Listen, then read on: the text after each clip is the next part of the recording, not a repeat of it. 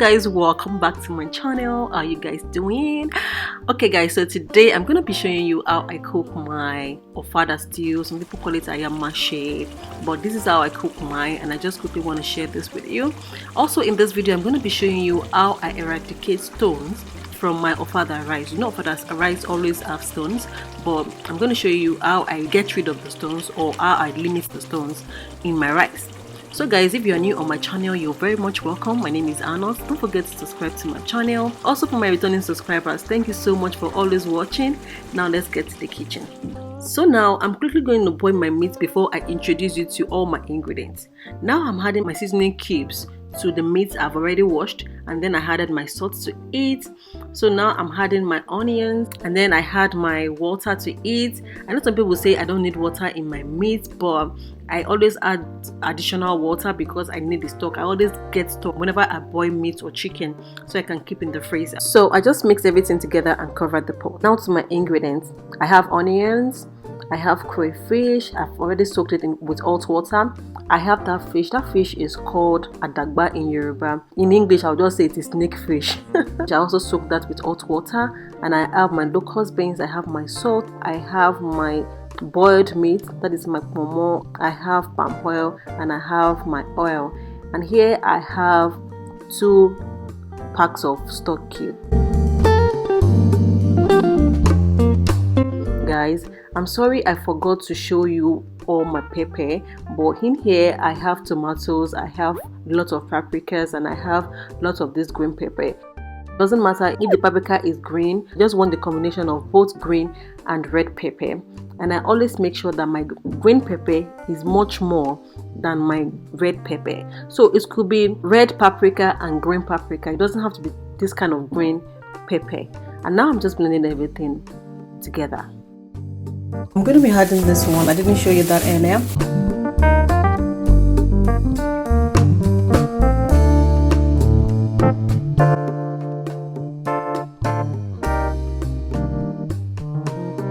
So guys, I have transferred everything into a pot, and I'm just going to be letting it boil until the water has dried up a little bit. This cow meat is now ready, so I'm just going to transfer everything to this bowl and let it cool down. So guys, if you're using this type of fish and you really want to enjoy it, I just quickly want to show you what to do. So that thing that I removed from it, that thing is very, very bitter. So what I always do is that I always, after soaking it in hot water, I always open it and remove that thing, because if you have that black thing in the fish and you eat it like that, you won't really enjoy it, because those black things are really bitter.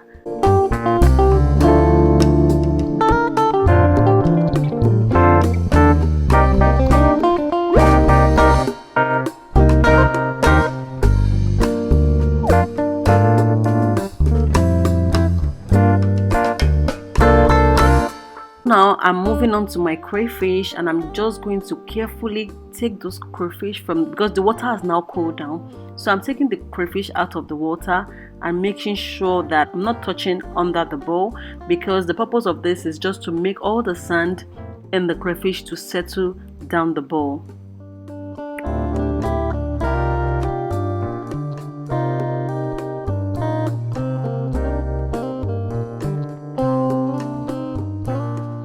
Guys, look at that.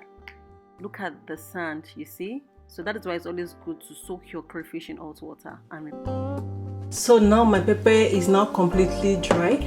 If you do not like seeing seed in your pepper or in your sauce, you can just remove the seeds before blending the pepper.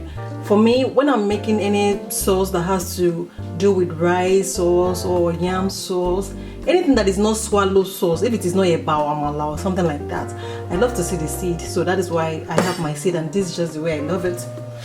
So now I'm adding my palm oil to it.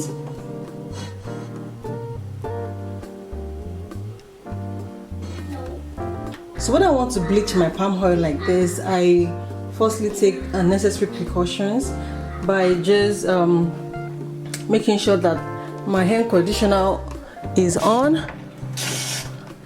Actually, it's always on whenever I'm cooking, so I always just check on it whenever I want to bleach my palm oil. I'm also going to go to the bankolin to open the bankolin door so that the smoke from the palm oil can have a space to go out. While my palm oil is boiling, I'm just going to put this meat into smaller pieces.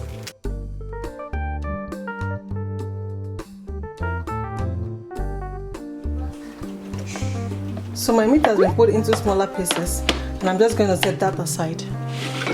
So now my palm oil is bleached, and what I do is that I just take it off the stove and set it aside. I do not do anything to it because with the way it is hot now, it can just flame up. So I let it cool down a little bit and then I add my boiled meat to it.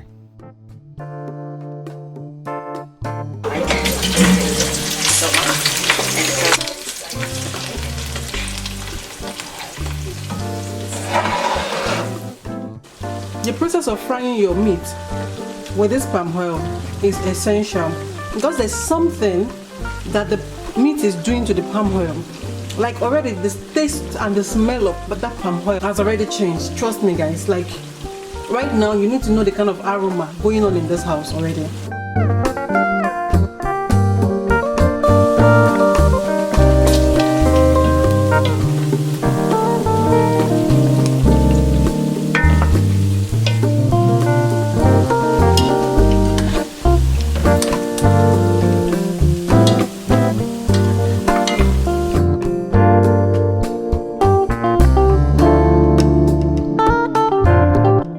Right now I'm going to be adding my onions to the palm oil, and then I'm going to be adding my dried fish.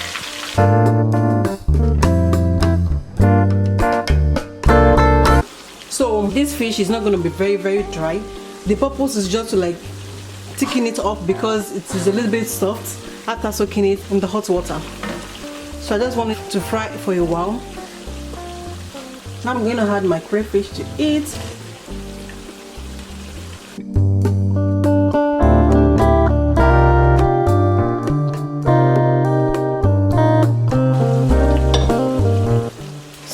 The fish is okay now, just the way I want it, not too dry and not too soft.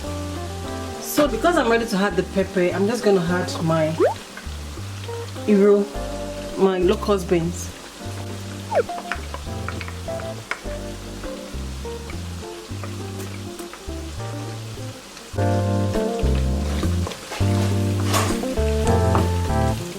So I'll just wait for the aroma of that locust beans to come out before I add my pepper to it. So now I'm going to be adding my pepper to it carefully.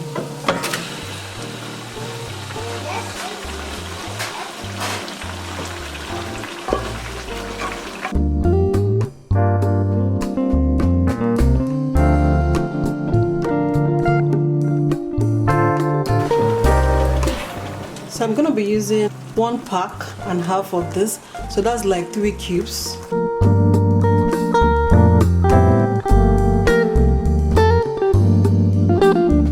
I'll be adding my salt,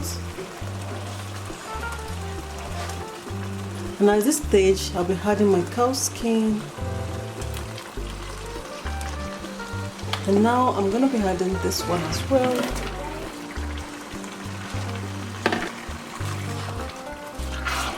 Guys, you can already imagine. So because I feel like the palm oil might not be enough and I cannot add raw palm oil, so this, like, if I can't add the palm oil from the beginning, then it's too late to add it. So I'm just going to use my sunflower oil.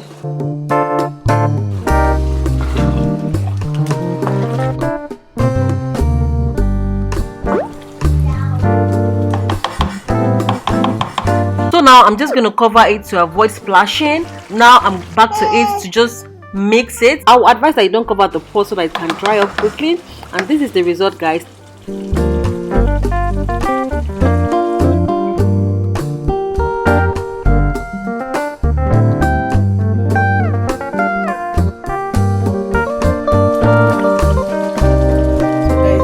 Ofada rice. You can see. I'm just going to go and wash it This needs to be washed several times, not once. Like I don't have a particular time of washing it. I just wash until I see that the water I'm using to wash it is clear. You guys can see how dirty this is. Yeah, so I'm just going to wash it like that.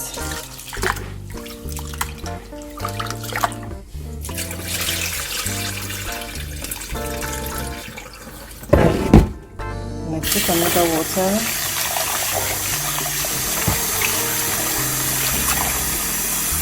And basically I just do the same thing until this water becomes clean.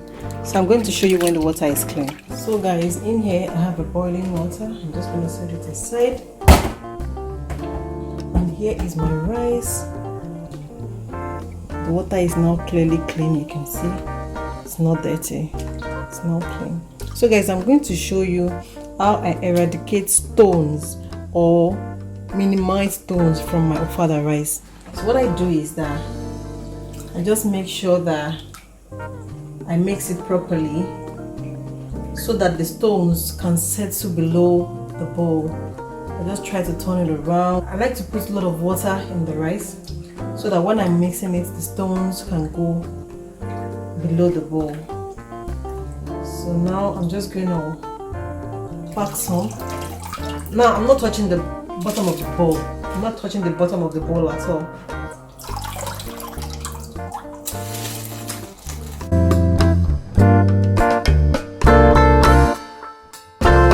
This is the bottom. I'm just going to reduce the water so I can see clearly what is underneath. So guys, you can see I still have some rice here. So now I'm going to mix it again because now I'm bending the bowl so that everything can be on the side so I can pack from the surface as well. You know, when it is flat, I won't be able to pack. So now I'm bending everything here and I'm mixing again so that everything, the stone can go to the bottom. Then I pack from the surface now again.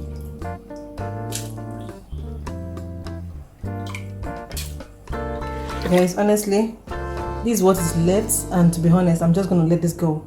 Like, I'm not going to put this in the pot because I know for sure that there will be 1 or 2 stones in there. And since I've been using this method, my mom taught me this method when she came to visit us in Finland in 2016. And since I've been using this method, guys, I have not been eating stones in my rice, in my Ofada rice. Trust me, I'm not. So here is my rice. So just like normal rice, like the normal tradition of cooking normal rice, now it's ready. Thank you so much guys for watching. I will see you guys in my next video. Bye.